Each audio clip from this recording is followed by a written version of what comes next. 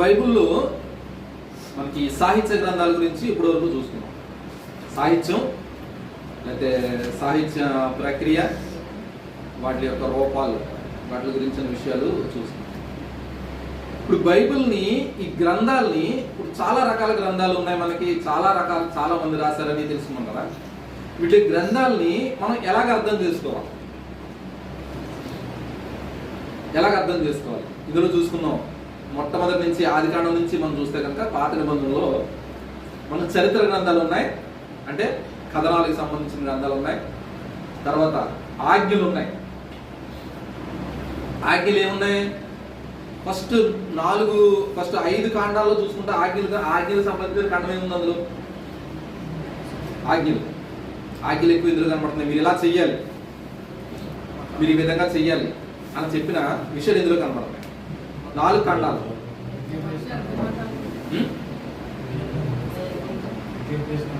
ఆదికాండం ఎలా కనబడుతుంది మనకి? కథనాల్లో కనబడుతుంది. నిర్గమకాండం అది కథనాలే. లేవియాకాండం వచ్చినప్పుడు ఆజ్ఞలు కనబడతాయి మనకి. లేవియాకాండం. సంఖ్యాకాండం మళ్ళీ కథనాలు కనబడుతుంటాయి. ద్వితీయోపదేశకాండం అందులోని కథనాలు ఎక్కువ కనబడుతుంటాయి, అందులో కూడా కొన్ని ఆజ్ఞలు ఉన్నాయి. ఇవి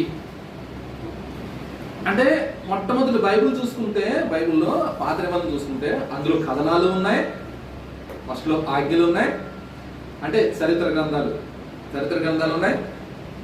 తర్వాత నెక్స్ట్ చూసుకుని మనకి ఈ జ్ఞాన గ్రంథాలు ఉన్నాయి. కీర్తనలు, సామెతలు, ప్రసంగి, పరమగీతం, ఇవి జ్ఞాన గ్రంథాలు. తర్వాత ప్రవక్తలు రాసిన ఈ ప్రవక్తల గ్రంథాలు, ప్రవచనాలు. వీటిని మనం ఏ విధంగా మనం చదవాలి, ఏ విధంగా అర్థం చేసుకోవాలి, అందులో ఉన్న భావాలని అది మనం తెలుసుకుంటాం. మనం ఇప్పటివరకు బైబిల్ చదువుతున్నాం. ఆల్రెడీ బైబిల్ 1 సారి 2 సార్లు 3 సార్లు చాలా ఎక్కువ సార్లు కూడా చదివిస్తూ ఉన్నారు. అప్పుడు చదివే విధానంలో ఎలా చదవాలి, మనం ఎలాగ అర్థం చేసుకోవాలి అన్న విషయాలు కూడా మనకు చాలా ఉపయోగం. ముందు బైబిల్ పఠన విధానంలో ఫస్ట్ కూడా మనం చూసుకున్నాం, ముందు క్లాసుల్లో, ముందు సెక్షన్లో కూడా చూసుకున్నాం. బైబిల్ చదవడంలో మొట్టమొదటిగా మనం పాటించే పద్ధతి, సింపుల్ పద్ధతి ఏంటని చెప్పుకున్నాం. ఫస్ట్ది పరిశీలన, వివరణ,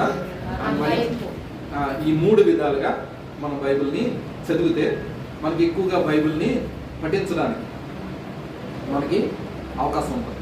మనం ధ్యానం చేసుకోవడానికి, మనకి అన్వయించుకోవడానికి, ఇతర వ్యక్తుల్ని అన్వయం చేయడానికి. ఇది మాత్రం కన్ఫర్మ్. ఇప్పుడు మొత్తం ఒక గ్రంథాన్ని అర్థం చేసుకోవాలంటే ఇప్పుడు వరకు చూసుకున్నాం సాహిత్య గ్రంథాల గురించిన, వాటి ప్రక్రియల గురించిన విధానాలు. ఇప్పుడు అప్లై చేసుకోవాలి. మనం తెలుసుకోవడం వరకే కాదు కదా, దాన్ని మనకు అప్లై చేసుకోవాలి. ఎలా చదవాలి అనే విషయాలు ఈ సైడ్ రీడింగ్ లాగా చేసుకోవాలి. బైబిల్ కథనాలను అర్థం చేసుకునే విధానం. బైబిల్ కథనాలను అంటే ఇప్పుడు ఈ కథనాల గురించిన విషయాలు చెప్తున్నారు. ఫస్ట్ కథనాలు, నేరేటివ్స్ గురించిన విషయాలు ఫస్ట్. అంటే ఫస్ట్లో మనకి కథనాలు కనపడుతుంటాయి కదా బైబిల్, ఆదికాండం, నిర్గమకాండం, చరిత్ర గ్రంథాలు, వీటి గురించి. వీటిని మనం ఎలాగ అర్థం చేసుకోవాలి? యెహోషువ దగ్గర నుంచి ఎస్తేరు వరకు ఉన్న విషయాలన్నీ, గ్రంథాలన్నిటిని ఎలాగ అర్థం చేసుకోవాలి? బైబిల్ కథనాలని ఎలాగ అర్థం చేసుకోవాలి? ఈ కథలే కదా కథనాలంటే, అంతేనా? మరి వీటిని కూడా కథలాగే అర్థం చేసుకోవచ్చు కదా. అంటే మరి బైబిల్ కదా దేవుని చేత రాయబడి ఇచ్చిన గ్రంథాలు మనం కనుక వీటిని అర్థం చేసుకోవడంలో మనం ఎలాంటి జాగ్రత్తలు తీసుకోవాలి అనే విషయాలు రాస్తాం. వీటిని సాధారణ కథల్లాగా కాకుండా ప్రత్యేకమైన సాహిత్య ప్రక్రియగా చూడాలి. అంటే వీటిని ఎలాగ అర్థం చేసుకోవాలంటే, మామూలుగా అన్ని కథలు ఉంటాయి, ఇప్పుడు చందమామ కథలు ఉంటాయి, రకరకాల కథలు ఉంటాయి, ఒకరి నుంచి ఒక కథలు చెప్తుంటారు. అలాగే బైబిల్లో అర్థం చేసుకుంటూ వెళ్ళిపోతున్నాం అనుకోండి, అందులో బాగా కుదరదు మనకి. ఎందుకంటే దేవుడి మాట అది ఇవ్వబడింది. ఈ కథనాలు ఇవ్వబడ్డ అర్థాలు కూడా లాస్ట్లోకి వెళ్ళిన తర్వాత మనం చూద్దాం. కానీ దీన్ని ఎలాగ అర్థం చేసుకోవాలంటే ఈ ముందు సాహిత్యం అన్నాం కదా, సాహిత్యపరంగానే అర్థం చేసుకోవాలి. ఏంటి సాహిత్యపరంగా మనం అర్థం చేసుకునేవి అంటే ఆ రాసే రచయిత భావాలు, దేవుడు మనతో ఏం మాట్లాడాడు అనుకున్నాడో ఆ మాటలు ఏ భావంతో మనకు చెప్తున్నాడు, ఏ విధానంతో చెప్తున్నాడు, లేదా ఎలా చెప్తున్నాడు, మనం ఎలా ఉండాలని చెప్తున్నాడు. ఈ ప్రక్రియని అర్థం చేసుకుంటూ మనం ఆ కథలు చదవాలి, కథనాలు చదవాలి. అలాగే అర్థం చేసుకోవాలి. ఫస్ట్ పాయింట్ ఇది అర్థమైంది కదా. ఆదికాండాన్ని మనం అర్థం చేసుకున్నాం అనుకో, ఆదాం కథే కదా లేదా అబ్రహాం కథే కదా అని సింపుల్గా మనం చదవడానికి కుదరదు. సండే స్కూల్ పిల్లలు చెప్తున్నాం కథలాగా చెప్పినా మళ్ళీ చివరిలో ఏం చెప్తున్నాం, వాళ్ళు ఎలాగ ఉండాలో ఏంటనే విషయాలు మనం చెప్తాం కదా.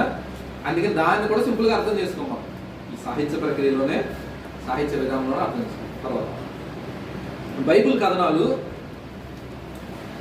కథనాలు ముఖ్యంగా దేవుని స్వభావం, ఆయన మనుషులతో జరిపించిన సంభాషణ,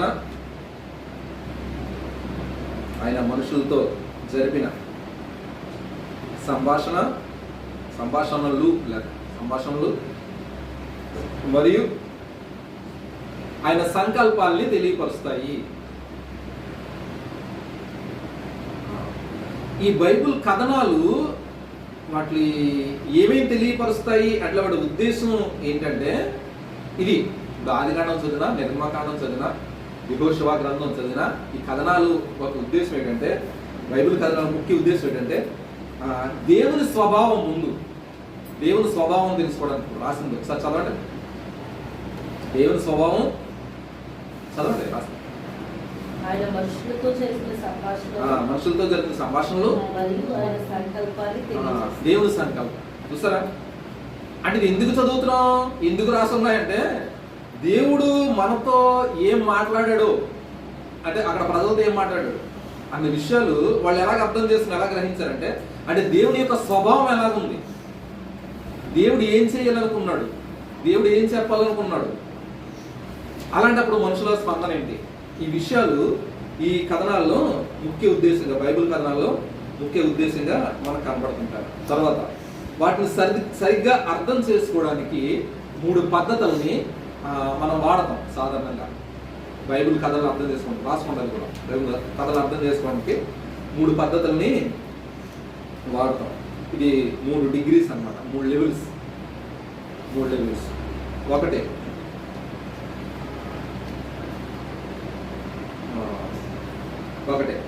ఒకటో స్థాయి, 3 స్థాయిలు ఉన్నాయి కదా. ఒకటో స్థాయి ఇది గ్రాండ్ స్టోరీ అంటారు. ఫస్ట్ ఇది గ్రాండ్ స్టోరీ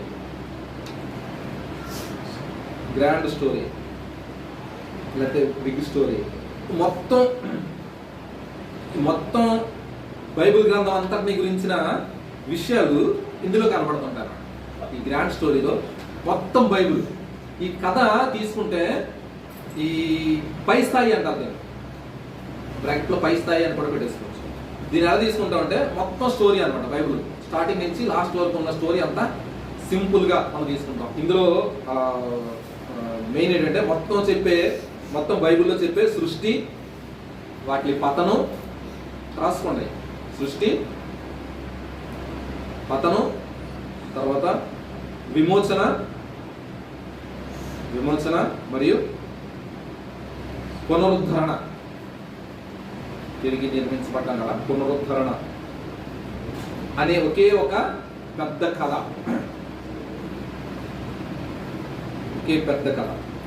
అంటే నెరేటివ్స్ ని అర్థం చేసుకోవడానికి 3 స్థాయిలు ఉంటే, అందులో మొట్టమొదటి స్థాయి ఏంటంటే ఈ పై స్థాయి, ఫస్ట్ స్థాయి ఏంటంటే బైబిల్ అంతటినీ కూడా ఒక కథనంగా అర్థం చేసుకోవడం, కథలాగా అర్థం చేసుకోవడం. ఏంటంటే ఈ కథలో ముఖ్య ఉద్దేశం, ముఖ్యంగా చూసేది ఏంటంటే దేవుడు సృష్టి చేశాడు, చక్కని రీతి అంతా చేశాడు.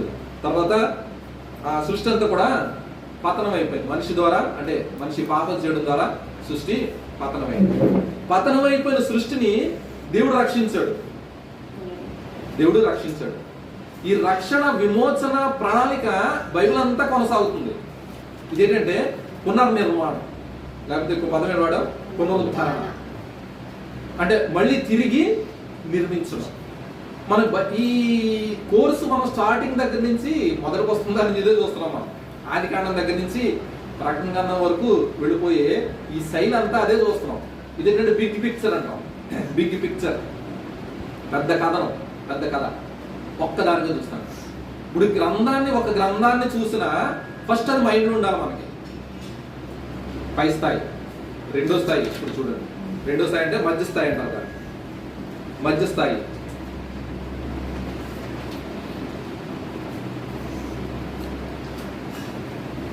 దీన్ని కార్పొరేట్ లెవెల్ అని కూడా అంటాం ఇంగ్లీష్లో, కార్పొరేట్ లెవెల్. ఇందులో ఈ మధ్య స్థాయిలో ఇశ్రాయేలీల ఆ ప్రజల జీవితం, లేకపోతే వాళ్ళ చరిత్ర, ఇశ్రాయేలీల జీవిత చరిత్ర, లేక తొలి క్రైస్తవుల యొక్క జీవిత చరిత్ర, వీటి గురించిన విషయాలు అందులో కనబడతాం. దాంట్లో అర్థం చేసుకుంటారు. ఈ రెండో స్థాయిలో ఎలాగ అర్థం చేసుకోవాలంటే హెబ్రీయులు లేకపోతే ఇశ్రాయేలీల జీవిత చరిత్ర, లేకపోతే తొలి క్రైస్తవుల యొక్క జీవిత చరిత్ర. ఇందులో చూడండి, బైబిల్లో ఒకసారి మనం చూస్తే ఇశ్రాయేలీల జీవిత చరిత్రే కదా, హెబ్రీయుల జీవిత చరిత్ర అంతా కూడా. తర్వాత దానికి ఎలా ట్రాన్స్ఫర్ అవ్వకుండా వచ్చిందంటే సంఘంలోకి యేసుక్రీస్తు ప్రభువు వచ్చిన తర్వాత సంఘాన్ని నిర్మించడం, సంఘం ద్వారా, సంఘ చరిత్ర ద్వారా నిర్మాణం. అంటే మొట్టమొదటి స్థాయిలో దేవుడు సృష్టించాడు, పతనం అయిపోయింది, దాన్ని విమోచించాడు, తర్వాత దాన్ని ఎలా మళ్ళీ తిరిగి రక్షణ ప్రణాళికలోకి ఎలా తీసుకొచ్చాడు అన్న విషయాలు చూస్తే, ఈ రెండో స్థాయిలో కథను మనం ఎలాగ అర్థం చేసుకుంటామంటే ఇదంతా కూడా ఇశ్రాయేలీలతో జరిగించిన చరిత్ర అంతా కూడా మనం చూస్తూ వస్తున్నాం. రెండోదిగా చరిత్రలో మన క్రైస్తవ మొదటి చరిత్ర కూడా ఇందులో ఇంక్లూడ్ అయ్యి ఉంది. ఈ చరిత్ర మనం చూస్తాం. అంటే పాత నిబంధన చూసినా కొత్త నిబంధన చూసినా ఈ విషయాలు మన మైండ్లో ఉంటాయి. తర్వాత మూడో స్థాయి కింది స్థాయి, కింది స్థాయి. కింది స్థాయిలో ఇది ఇండివిజువల్ లెవెల్ అన్నమాట. ఇండివిజువల్ అంటే వ్యక్తిగతమైన లెవెల్, అంటే స్థాయి వ్యక్తిగతమైన కింది స్థాయి. ఇందులో చూసేది ఏంటంటే ఎగ్జాంపుల్ చూడాలంటే అబ్రహాము, ఇస్సాకు, దావీదు, బైబిల్ గ్రంథంలో చిన్న చిన్న కథలు ఉన్నాయి కదా, అబ్రహాము గురించి కథలు రాసేసుకుంటారు. అబ్రహాము, ఇస్సాకు, యాకోబు లేదా దావీదు మొదలైన వాటి కథలు. వ్యక్తిగత పాత్రలకు సంబంధించిన కథనాలు. వీటిని చూస్తాం అన్నమాట. ఏం చూస్తాం ఇందులోని? పర్సనల్గా వ్యక్తుల గురించిన విషయాలు. అబ్రహాము అవ్వచ్చు, ఇస్సాకు, యాకోబు, లేదా దావీదు, లేదా పౌలు గారు. ఈ విషయాలన్నీ కూడా వ్యక్తిగతంగా, ఇండివిజువల్గా మనం చిన్న కథల్లాగా, అంటే వాళ్ళ పాత్రల గురించిన విషయాల్ని మన కథల్లో నేర్చుకుంటాం. అంటే ఇప్పుడు కథనాల్లో చూస్తే ఈ మూడు విషయాలు మనకు మైండ్లో పెట్టుకుని ఒక కథను మనం అర్థం చేసుకోవాలి. ఇప్పుడు అబ్రహాం గురించిన కథ మనం నేర్చుకుంటామంటే, అబ్రహాము ఈ బిగ్ పిక్చర్ ఉంది కదా, వ్యక్తిగతమైన కథ ఉంది. అబ్రహాము స్థాయి ఉన్నది ఇది చూస్తే కనుక పర్సనల్ స్థాయి కదా, లాస్ట్లో అర్థం చేసుకున్నాం. నెరేటివ్లో, ఈ సాహిత్యంలో లేకపోతే కథలో చివరిగా ఒక కథ గురించి చెప్తున్నాడు, అబ్రహాం గురించి చెప్తున్నాం. మనం ఇక్కడ అర్థమవుతుందని చెప్పేది, అబ్రహాం గురించి ఒక కథ చెప్తున్నాం. లేదా ఒక కథ చెప్పండి ఎవరిదైనా, ఏదో ఒక వ్యక్తి గురించి చెప్పండి, మీరే చెప్పండి. ఒక వ్యక్తిని చెప్పండి, ఇందులో బైబిల్లో ఉన్న ఒక వ్యక్తి గురించి. సంసోను గురించి తీసుకున్నాం. ఈ సంసోను గురించిన చరిత్ర మనం ఎలా నేర్చుకోవాలంటే, సంసోను గురించి చరిత్ర మనం పర్సనల్గా చూస్తాం ఒకటి, ఇంకొకటి బైబిల్ మొత్తం అంతట్లో ఎలా సెట్ అవుతుంది ఈ రక్షణ ప్రణాళికలో. తర్వాత ఇశ్రాయేలు చరిత్రలో, సంఘ చరిత్రలో ఇది ఎలా ఉపయోగపడుతుంది అన్న విషయం అన్నట్టు. అంటే సంసోను ఒక సంసోనుగానే అక్కడ చరిత్ర అక్కడతో ఆపేయకుండా దాన్ని మొత్తం బైబిల్లో మనం చూస్తున్నాం. తర్వాత మొత్తం చరిత్రకు సంబంధించిన ఇశ్రాయేల్ అవ్వచ్చు, సంఘ చరిత్ర అవ్వచ్చు, మన క్రైస్తవ చరిత్ర అవ్వచ్చు, అంతరికి మనం చూస్తున్నాం. అలాగే చూడాలి దేన్ని, ఈ నెరేటివ్స్ని, కథనాలని. అలాగే అర్థం చేసుకోవాలి. లేకపోతే బైబిల్లో ఒక చోట మనం చూసింది ఇంకో చోటకి వెళ్ళినప్పటికీ దాని అర్థం మారిపోద్ది. అలా చూడకపోతే ఏమవుతుంది? అర్థం మారిపోయిందంటే అది దేవుడి మాట కాదు. ఎందుకంటే ఒక చోట బైబిల్లో చెప్పింది ఇంకో చోట వ్యతిరేకించదు. బైబిల్ చెప్పింది ఒక చోట చెప్పిందంటే ఇంకో చోట కూడా దాన్ని ఖచ్చితంగా సహకరిస్తుంది, అనుకూలంగా చేస్తుంది. అదే విషయాన్ని తెలియపరుస్తుంది. అదే బైబిల్ యొక్క ప్రత్యేకత కూడా. ఎందుకంటే పరిశుద్ధాత్మ దేవుడు ఎంతమంది రాసినప్పటికీ 40 మందికి పైచిలకు వ్యక్తులు రచయితలు రాసినప్పటికీ ఆది కాండం దగ్గర నుంచి ప్రకటన గ్రంథం వరకు ఉన్న ఈ చరిత్ర గ్రంథాలు అవ్వచ్చు, కథనాలు అవ్వచ్చు, ఈ పత్రికలు అవ్వచ్చు, ఇన్ని చూస్తున్నప్పటికీ అందులో కూడా ఏది మార్పు లేకుండా కనబడడానికి వెనకాల ఉండి దేవుని హస్తం రాయించిన విధానం మనం అలా చూస్తాం, అలా చదవడం వల్ల. ఇప్పుడు అబ్రహాము చరిత్ర చూసుకుంటూ మనం ఇశ్రాయేలీని విడిచిపెట్టేసాం అనుకోండి. అబ్రహాం చరిత్రలో మనం చూస్తాం ఇశ్రాయేల్ విడిచిపెట్టేసాం. అప్పుడు వచ్చే ప్రమాదం ఏంటి? ఇప్పుడు అబ్రహాం చరిత్ర ఎందుకు రాయబడింది అసలు? మనకి ఇశ్రాయేలీల చరిత్ర గురించి అంత తెలియపరుస్తుంది. ఇప్పుడు ఇశ్రాయేల్ చరిత్ర చూస్తున్నాం, సంఘాన్ని విడిచిపెట్టేసాం, సంఘ చరిత్ర విడిచిపెట్టేసాం. అది కుదురుతుందా? ఇప్పుడు గలతీ పత్రికలోని పౌలు గారు రాస్తూ అబ్రహాం చరిత్ర ఎత్తుకున్నాడు.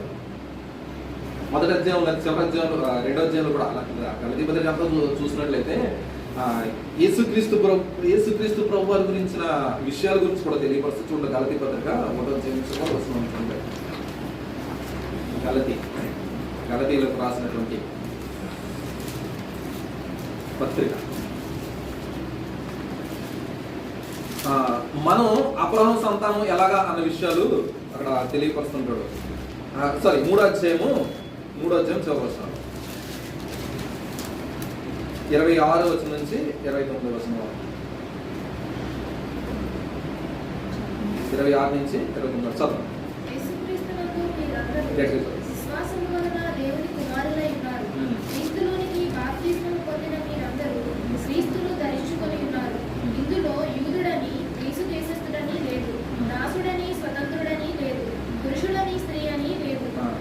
ఇక్కడ వచ్చిన సందర్భం ఏంటంటే ఇశ్రాయేలీయులు అందరూ కూడా మేము అబ్రహాం సంతానం, మాదే దేవుని రాజు, మేమే దేవుని కుమారులు అంటున్నాం. ఈ పౌలు గారు చెప్పేది ఏంటంటే క్రీస్తులో ఉన్నారు కదా, మీరు క్రీస్తులో ఉంటే మీరు అందరూ దేవుని కుమారులే అంటున్నాడు.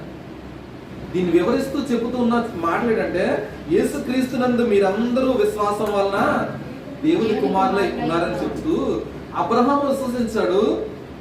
అలాగే అబ్రహాం ఎలాగైతే విశ్వసించాడో అలా విశ్వసించిన వాళ్ళు అందరూ దేవుని కుమారులే అని చెప్తున్న మాటలు ఏంటంటే కిందకు వచ్చారు. మీరు క్రీస్తు సంబంధులైతే ఆ పక్షమందు అబ్రహాము యొక్క సంతానమై ఉండి వాగ్దానం ప్రకారము వారసులై ఉన్నారు. ఇప్పుడు గలతీ రాష్ట్రంలో ఉన్నవాడు, గలతీ ప్రాంతంలో ఉన్నవాడు యూదులు కాదు, అబ్రహాం సంతానం కాదు. వీళ్ళు చెప్తున్నాడు మీరు కూడా అబ్రహాం సంతానమే, మీ అబ్రహాం ఇచ్చిన వాగ్దానాన్ని కూడా మీయే అంటున్నాడు. ఎలాగయ్యాయి అంటే అబ్రహాము దేవుణ్ణి నమ్మాడు, విశ్వాసం ఉంచాడు కనుక వాగ్దానాలు పొందుకున్నాడు. అన్ని యూదులకు సంబంధించినవి.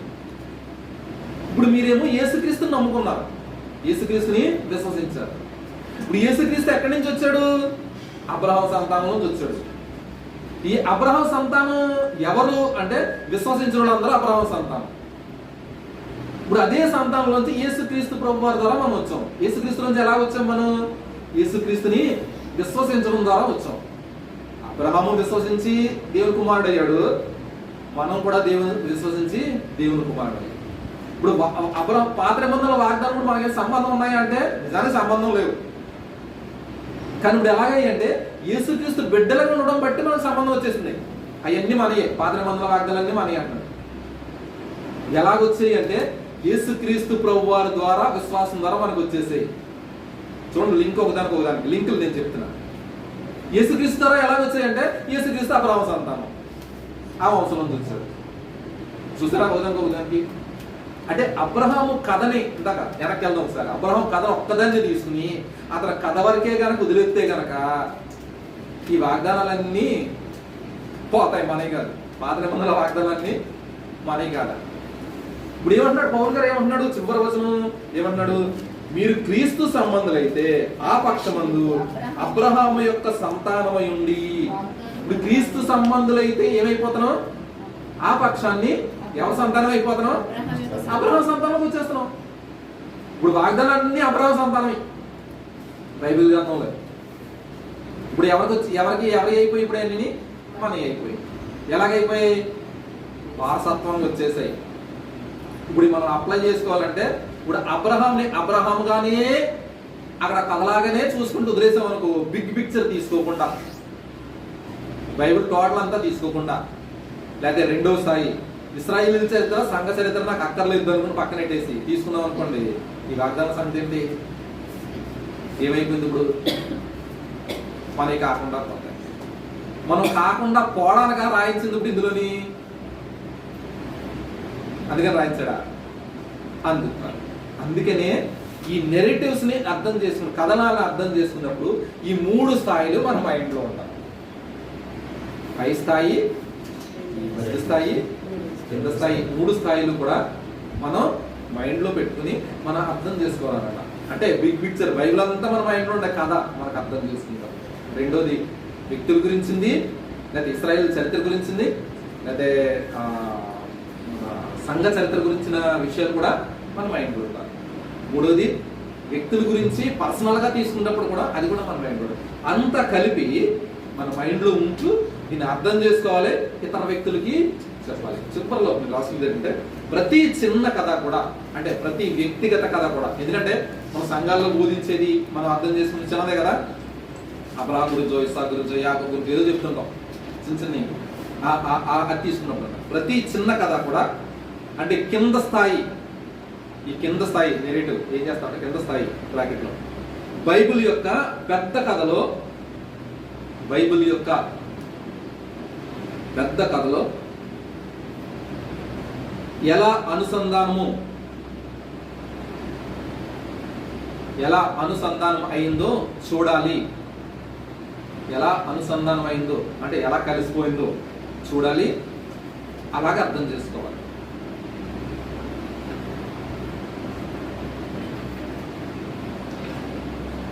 అలాగే అర్థం చేసుకోవాలి. అదండి ఈ నెరేటివ్ లో ఈ మొట్టమొదటి ఈ స్థాయిలో నేర్చుకున్నాను.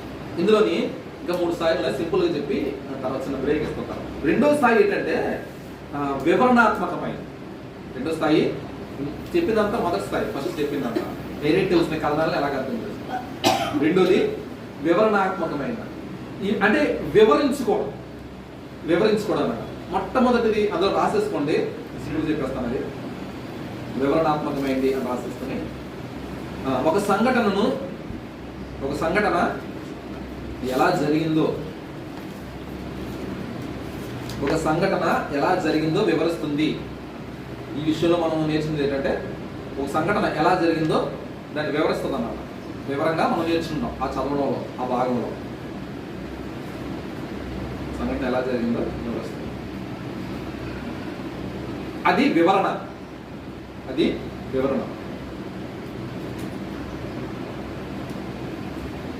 అంటే దావీదు గురించిన విషయాలు మనం చూసాం అనుకోండి, చదువుతున్నాం అనుకోండి, ఆ చదివినప్పుడు ఏం చేస్తుందంటే దావీదు గురించిన మనం వివరణాత్మక తెలుసుకుంటాడు.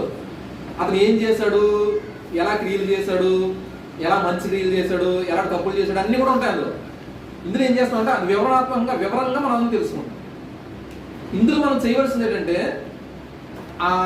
తెలుసుకుంటున్నాం, అందులో వివరణగా తెలుసుకుంటున్నాం, కానీ అన్ని మనం చేసేవి కాదు, అన్ని మనం చేయకూడదు. అందులో దావీదు చేసిన దాంట్లో మంచి పనులు ఉన్నాయి, తప్పిదాలు ఉన్నాయి. బెత్షెబతో చేసిన తప్పిదం కూడా ఉంది. లేకపోతే రాజరికంలో కుమారులు పట్టించుకోకపోవడంలో కూడా తప్పిదం ఉంది. కొన్ని సందర్భాల్లో జనాభా లెక్కించడంలో కూడా తప్పిదాలు ఉన్నాయి. అంటే అన్ని చేయమని కాదు ఆ కథలో వివరణగా నువ్వు నేర్చుకుంటాము. ఆ నేర్చుకున్న విషయాల్లో అన్ని చేయమని కాదు, అది రాసేసుకుంటాం. మనం అలాగా అన్ని చెయ్యాలని, వివరంగా తెలుసుకున్న అన్ని కూడా చెయ్యాలని కాదు.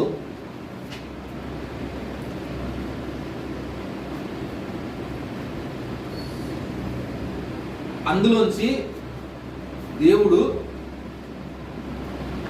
ఏ మంచి విషయాలు మనకి తెలియపరుస్తున్నాడో వాటిని మాత్రమే తీసుకోవాలి. అంటే తీసుకోవడంలో మంచివి చెడ్డవి తీసుకోవాలి, పాటించడంలో మంచివి పాటించాలి,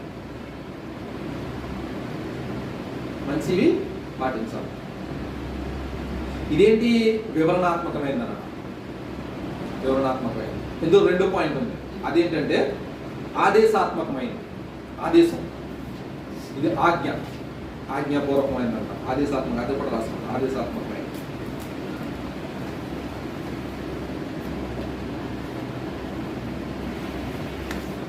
ఈ ఆదేశాత్మకమైన విషయాల్లో లేకపోతే ఈ సంఘటనలో అంటే ఒక అంశం మనం చదువుతున్నప్పుడు ఆ విషయాల్లో ఇప్పుడు మత్తయి సువార్త కొండమే ప్రసంగం చదువుతున్నాం, అది మైండ్ పెట్టుకోండి.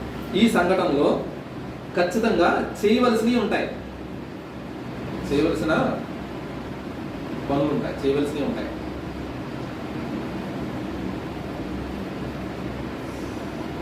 ఆ అంశంలో మనల్ని ఖచ్చితంగా చెయ్యమని నేరుగా ఆజ్ఞలు ఉంటాయి, నేరుగా ఆజ్ఞలు ఉంటాయి.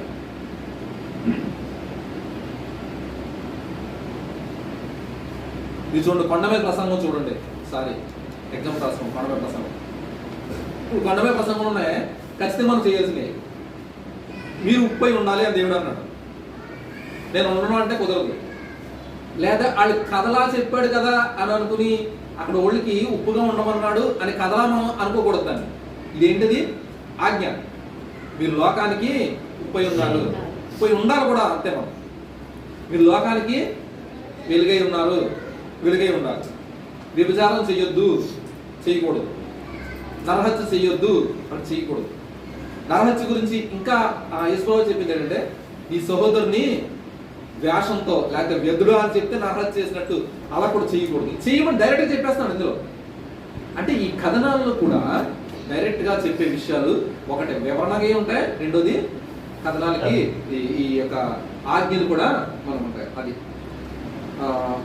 అందులో మూడోది నేపథ్యం మరియు సందర్భం.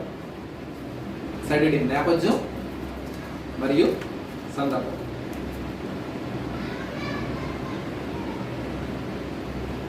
ఇందులో కొంచెం సింపుల్గా ఇదేం లేదు, ఈ చరిత్ర యొక్క నేపథ్యం ఏంటి?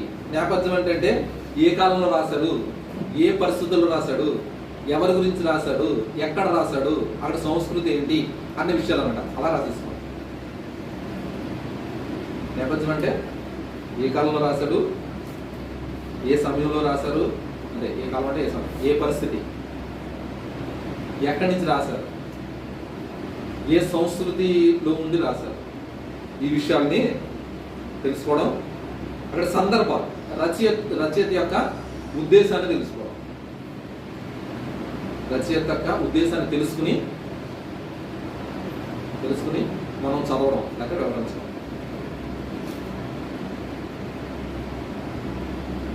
ఇంకో పాయింట్ ఇందులో, అంటే ఇంకొక అంశం, నాలుగో అంశం ఇందులో, ఇది చాలా ముఖ్యమైనది. అదేంటంటే ప్రధాన పాత్ర. ఇందులో ఈ కథనాల్లో ఉన్న ముఖ్య ఉద్దేశం, ముఖ్య పాత్ర ఎవరిదంటే దేవుడిదే. ముఖ్య పాత్ర దేవుడిదే. అలా రాసిస్తాం. రెడీలో పెట్టుకుంటారో రెడీలో పెట్టుకుంటాం. ముఖ్య పాత్ర దేవుడు. ఇందులో తెలుసుకునేది విషయం ఏంటంటే దేవుని ప్రేమ. ఈ కథనాల్లో తెలుసుకునే ముఖ్య పాత్ర అంటే ఎవరి గురించి తిరుగుతుంటది, ఎవరు ముఖ్య ఉద్దేశం, లేదా ఎవరు ప్రధాన పాత్ర పోషిస్తున్నారంటే దేవుడే. ఇందులో దేవుని గురించిన ప్రేమ రాసుకున్నాం. ప్రేమ, ఆయన నమ్మకత్వం,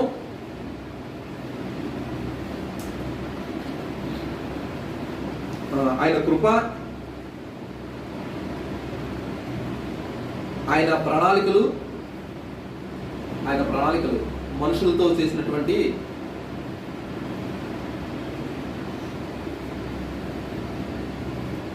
సంభాషణ ద్వారా దేవుడు ఎలా క్రియలు చేశాడు అన్న విషయాలు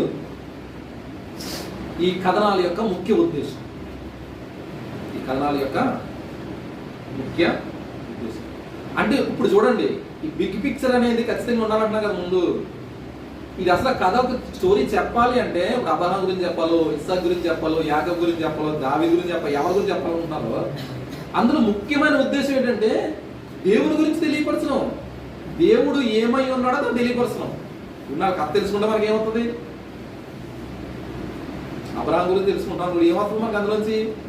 జనరల్గా అబ్రహాం గురించి చెప్పేసి వదిలేసాం అనుకో, మనకి కుదరదు. అది అబ్రహాముతో దేవుడు చేసిన ఆ చరిత్ర మనం చదువుతున్నప్పుడు దేవుడు అబ్రహాముని ఎలా ప్రేమించాడు, ఎలా వాగ్దానం ఇచ్చాడు, దాని తర్వాత నేపథ్యాన్ని మనం చూస్తే ఇశ్రాయేలు ప్రజలు తమ ద్వారా ఎలా తీసుకొచ్చాడు, రక్షణ ప్రణాళిక ఎలా చేశాడు, తన ఉద్దేశాలు నెరవేర్చడానికి యేసుక్రీస్తు ప్రభువుని ఎలా తీసుకొచ్చాడు, అందులో ఆయన ప్రేమ ఎలా చూపిస్తున్నాడు, ఆయన ప్రేమ ఉద్దేశాన్ని బట్టి అందరిని ఎలా నడిపిస్తున్నాడు అన్న ఉద్దేశాలు ముఖ్యమైనవి. అవి ఉన్నట్టుగా చక్కని రీతిగా మనం అలా తీసుకుంటేనే, అలా కథనాలు మనం అర్థం చేసుకుంటేనే, అలాగ అర్థం చేసుకుని మనం నోట్స్ తయారు చేసుకుని లేదా ఇతర వ్యక్తులు చెబితేనే దేవుడు ఒక కథనాల ద్వారా లేదా ఈ చరిత్ర గ్రంథాల ద్వారా ఇతర వ్యక్తులతో, మనతోనూ ఇతర వ్యక్తులతోని మాట్లాడుతుంటాడు. అదే అసలైన ఉద్దేశం. అలాగే మనం చెప్పాలి, అలాగే అర్థం చేసుకోవాలి. ఇప్పుడు ఆలోచించండి ఒకసారి, ఎలాగ అర్థం చేసుకుంటున్నాం, ఎలా వింటున్నాం. ఇలా కాకుండా వేరే విధంగా చేద్దారంటే కుదరదు. మనకి ఇవే చెయ్యాలి పద్ధతి, సూత్రాలు. అంతేనా? ఇప్పుడు చూడండి, ఒక కథలా చెప్పేసుకుంటే వెళ్ళిపోతాయి, దానికి ఉపయోగం ఉంటుంది. చందమామ కథలు ఉంటాయి, ఈ కథలు ఉంటాయి. అలా చెప్పేసుకుంటే వెళ్ళిపోయాం, కుదరదు కదా. ఎందుకు కుదరదు అంటే దేవుని ఉద్దేశం, దేవుడు మనసు. ఈ విన్నవాడికి మొదట చెప్పుకున్నా, విన్నవాడికి ఆనందం రావాలి, సంతోషం రావాలి, మంచి క్రియలు నేర్చుకోవాలి, దేవుల్లో బలపడాలి. వాళ్ళు ఏదైనా బాధల్లో ఎంతో బాధలు ఉండి వస్తారు సంఘం వచ్చేవాడు, దేవుని దగ్గరికి వచ్చేవాడు. వాళ్ళకి మనకు బాధలు తీర్చేవాడా ఉంటున్నావా? లేకపోతే కొంతమంది చూడు, కొంతమంది మాటలు మాట్లాడుతుంటారు, కుండి మీద కాలం చల్లారంటారు కదా, లేకపోతే పచ్చగడ్డి మీద అగ్గే వేసారంటే పెట్టలు ఎత్తారంటారు కదా. ఆ టైప్లో ఉంటుంది కొంతమంది మాట విధానం. ఆ వాక్యానికి దానికి సంబంధం ఉండకుండా చెప్పడం అలా కాదు. దేవుడు ఏ ఉద్దేశంతో మనకి ఇచ్చాడో ఆ ఉద్దేశాన్ని మన ద్వారా నెరవేర్చాలనుకుంటాడు. కాబట్టి ఆ ఉద్దేశాన్ని ఉన్నట్టుగా ఉద్దేశాన్ని తెలియపరుస్తుంటే ఖచ్చితంగా దేవుని ప్రజల్లో, మనలో మందు మారిపోతే దేవుని ప్రజల్లో కూడా మార్పు ఖచ్చితంగా వస్తుంది. కాదంటే అప్పుడు ఆలోచించారు. ఎందుకు ఈ సువార్థికులు లేదా ప్రవక్తలు అంత ప్రభావితం చేశారంటే ప్రజల్ని, ఇది ఉద్దేశం. దేవుని మాటని మాటగా, ఇంకొకటి ప్రార్థనాపూర్వకంగా దేవుని ప్రేమతో అందించడం. ఇలాగ అందించారు కనుకే, దేవుడు ఎలా చెప్పాడో అలాగ అందించారు కనుకే, ఆ ఉద్దేశాలతో అందించారు కనుకే అనేకులు ప్రభావితం చేస్తారు. 3 సంవత్సరాలు చేశారంటే పౌలు గారు ఆసియా ఖండ ప్రాంతాల్లో, మైనరాసియాల్లో ఆసియా అంతా కదిలించేశాడటండి. 2 దేశాలు ఒళ్ళు గొగులు పడుతుంటది. 3 సంవత్సరాల్లో మన ఊరిని కదిలించగలుగుతావా? మనం పక్క వాళ్ళు కదిలించున్నావా? లేకపోతే మన గ్రామంలో వాళ్ళని, మన దగ్గర ఉన్న వాళ్ళని ఏమన్నా కదిలించగలుగుతున్నావా? ఎందుకంటే ఇది లోపం అవుతుంది. మన విధానంలో లోపాలు వచ్చేసాయి కనుక ఈ విధానాల్లోనే మనం ఖచ్చితంగా రావాలి. పౌలు గారు ఆ పత్రికలు చూడండి, పాత నిబంధన వదడు, కొత్త నిబంధన వదడు, క్రీస్తు ప్రభువుని వదడు, చివరి వరకు తీసుకెళ్తే వరకు పత్రిక చూడండి, చక్కగా సిద్ధాంతం అంటారు. నేను పాటించవలసినవి. ప్రవక్తలు చూసుకున్నా అలాగే చెప్తుంటారు, వదలరు ఎవరనే.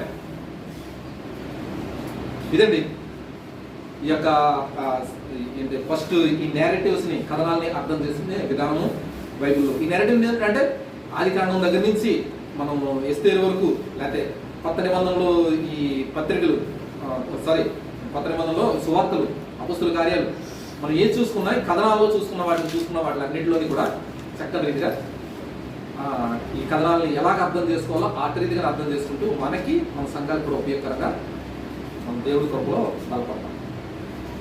ఓకేనండి? ఏమైనా డౌట్స్ ఉంటే అడగచ్చు.